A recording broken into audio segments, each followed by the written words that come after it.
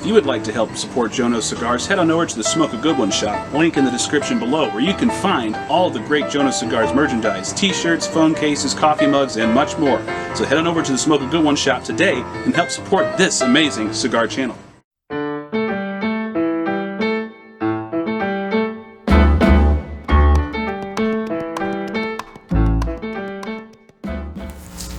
Hello ladies and gentlemen, Joe at Jonose Cigars, and it is Privada box time. Very happy. Always happy when I see this nice rectangle box. Could only mean one thing. Joy. Brian has been doing these preview boxes, so I already have an idea of what's coming. Doesn't take away from the excitement. If anything, it's adding to the excitement. And I'm really, really stoked, because the lineup that he had highlighted looked really impressive, and I am very, very interested to see what they all look and smoke like. Alright, starting off as I usually do with my farm rolled envelope.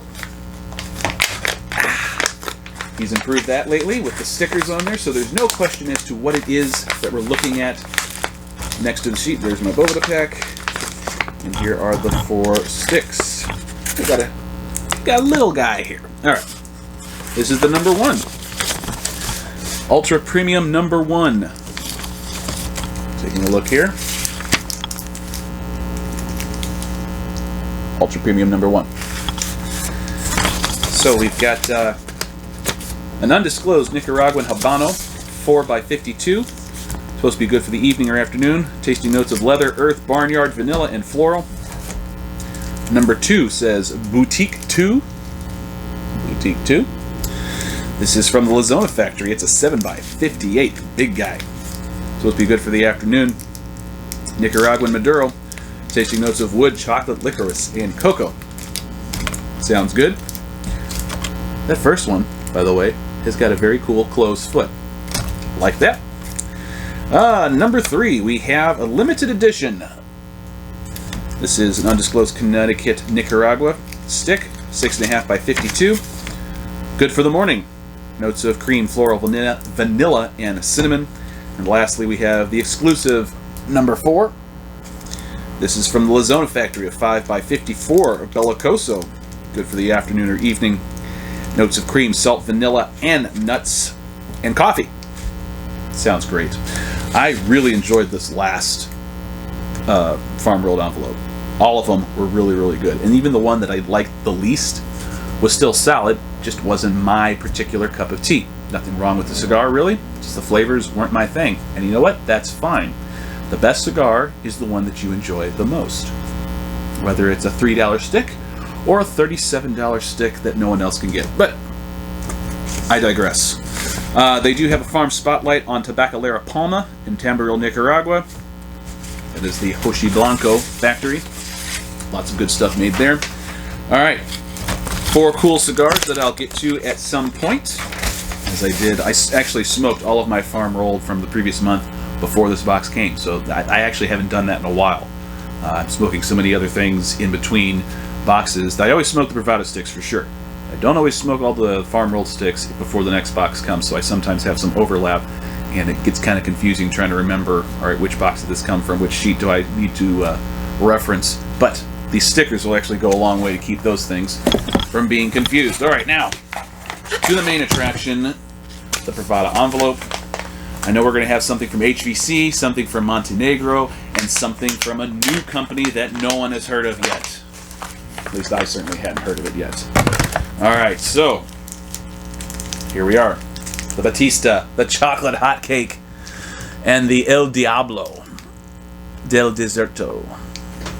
Let's take a look first at the Montenegro Batista, named after the brutal dictator that preceded Fidel Castro in Cuba. On the 26th of July, 1953, Fidel Castro invaded Cuba. On December 31st, 1958, at a New Year's Eve party, the president of Cuba, Fulgencio Batista, told his cabinet and top officials that he was leaving the country. After 7 years, Batista knew his presidency was over, and he fled the island in the early morning. Under Batista, Havana, Cuba was the original Las Vegas casino town. It was run by the mob and fueled by gambling, and all the things that come with that. There were millions upon millions of dollars coming in and out of Cuba, along with tourists from all over the world. This cigar band is in no way trying to disrespect any of the people who shaped the history of Cuba.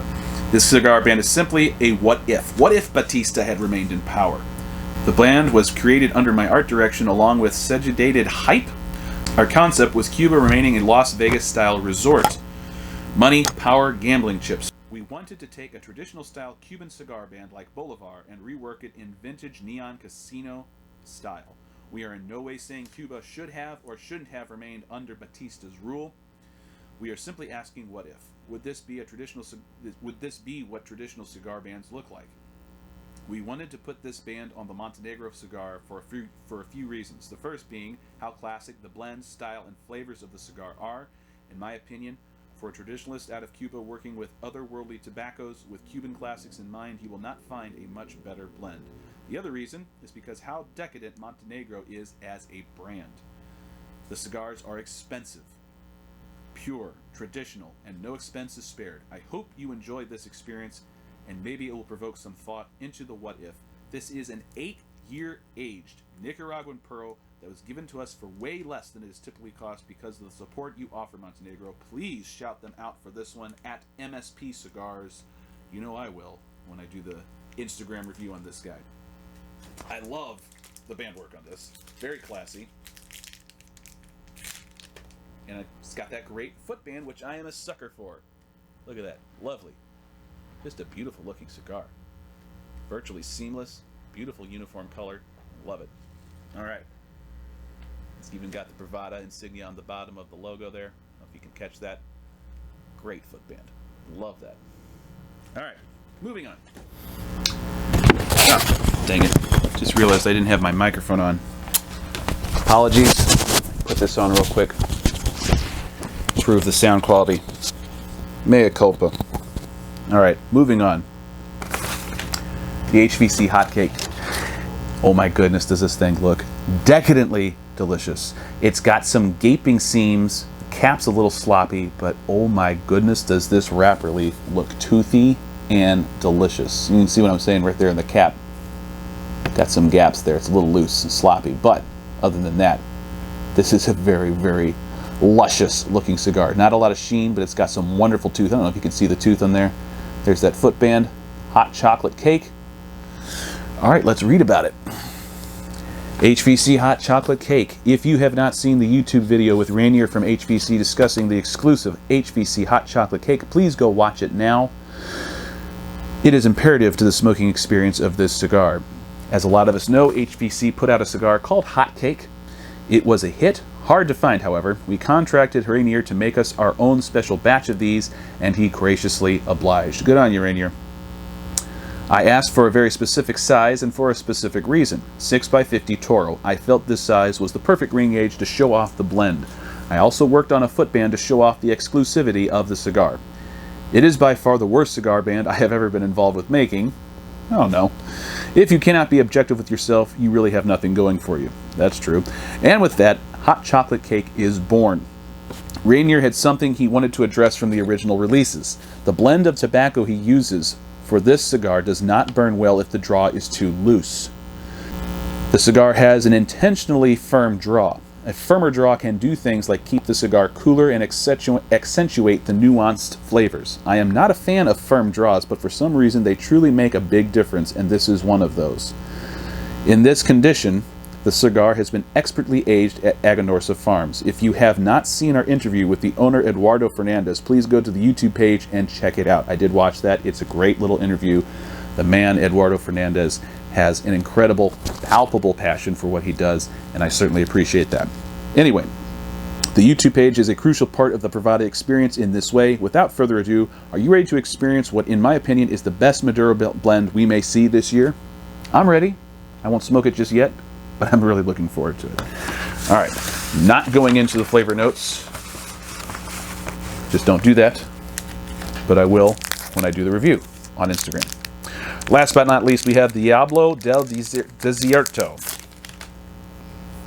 This guy. Very funky looking cigar band on this one. Lots of very gangster graffiti style artwork on this. Like it.